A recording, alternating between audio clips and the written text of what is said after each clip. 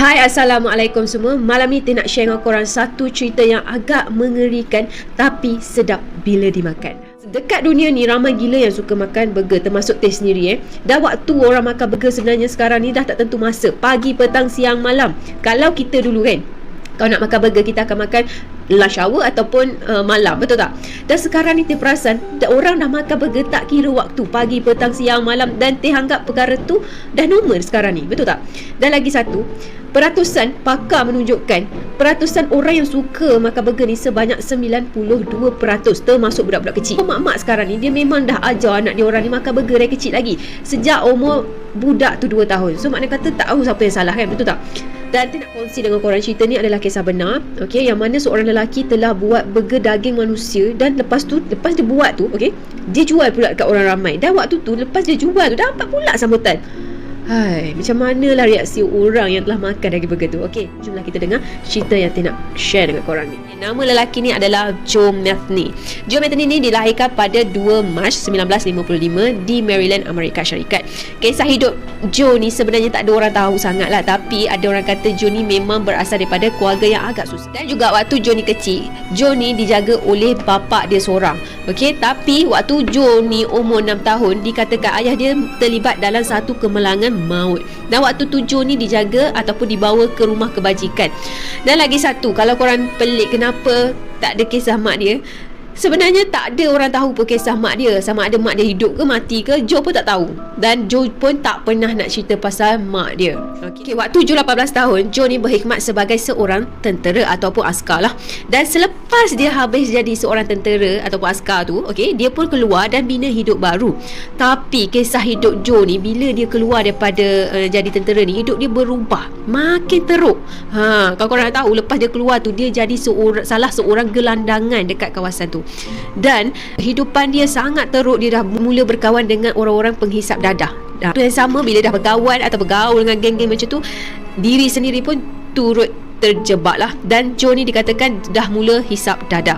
Dan dalam waktu yang sama, bila Joe ni fikir balik, okey, dah ada merempat, lepas tu hisap dadah pula, dan dia fikir dia perlukan duit untuk beli dadah tu. Dan dengan menggunakan kewarasan otak dia waktu tu, Joe ni pun carilah kerja.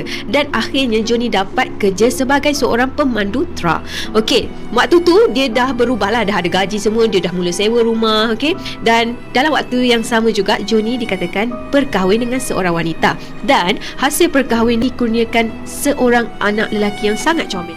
Tapi kebahagiaan Joe tu tak berpanjangan. Tahun 1993, Joe ni baru balik daripada kerja. Dan waktu dia sampai je kat rumah, dia dapati anak dan bini dia tak ada kat dalam rumah tu. Barang-barang kelengkapan rumah dia ni pun hilang, macam peti ais, pensel basuh. Joe ni nak mengamuk lah, dah lah larikan diri, lepas tu bawa lari barang-barang pula. Dan waktu tu Joe pun keluar cari anak bini dia. Pencarian Joe ni makan tahun jugalah.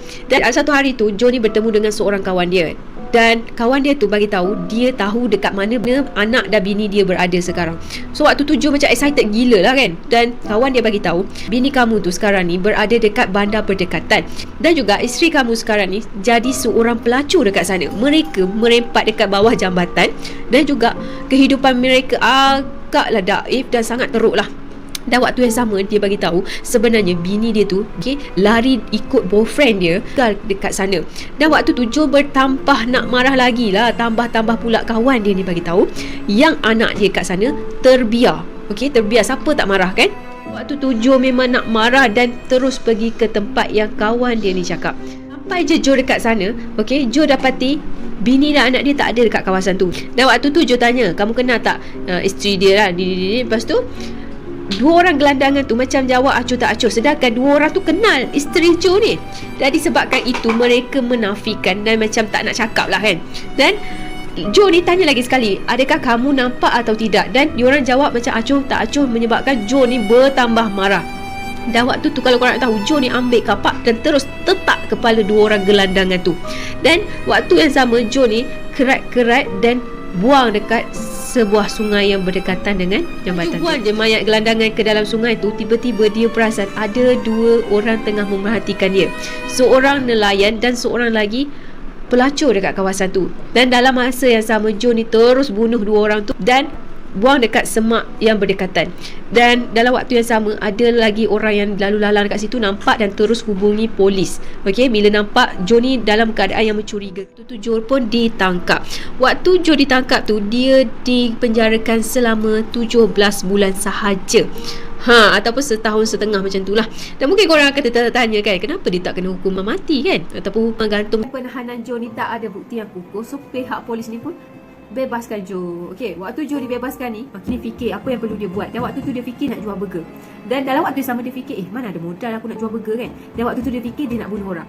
Dan biasanya target dia akan bunuh pelacur lah. Dia cari penagih mana, penagih tu dia akan umpan dengan dadah lah. Dan beberapa orang yang masuk perangkat dia memang dia bunuh lah. Dan dia bunuh dan dia masak ataupun dia buat sebagai patty. Patty tu adalah daging burger lah kan.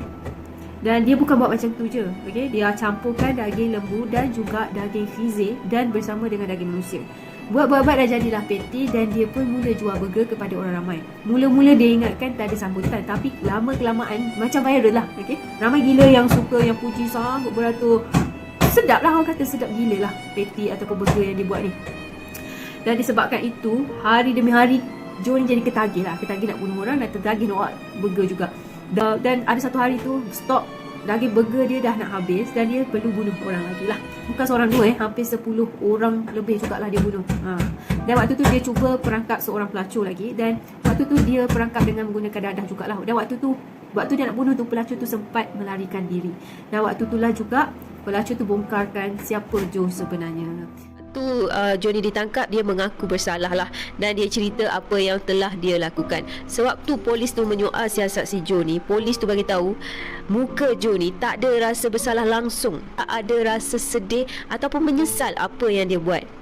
Dan Joe ni pernah cakap dengan seorang pegawai yang jaga dia, satu-satunya perkara yang saya kesali adalah saya tidak dapat membunuh dua manusia yang tak berguna dalam hidup saya, iaitu isteri dan boyfriend isteri dia. So itulah kata-kata Joe dekat pegawai tu yang paling Joe menyesal dalam hidup dia kerana tak dapat bunuh dua orang tu. Dan sewaktu Joe ni di penjara, dia pernah cakap dekat pegawai yang jaga dia tu juga. Dia kata daging manusia bila dicampurkan dengan daging lembu dan daging khizi, rasa dia sangat sedap dan tak akan jumpa di mana-mana. Rasa dia terlalu nikmat dan sesiapa yang pernah makannya dia tak akan lupa sampai bila-bila. Joe akhirnya didapati bersalah atas segala pertuduhan dan dijatuhkan hukuman penjara seumur hidup. Pada 2001, Joe disahkan meninggal dunia di dalam penjara berusia 61 tahun.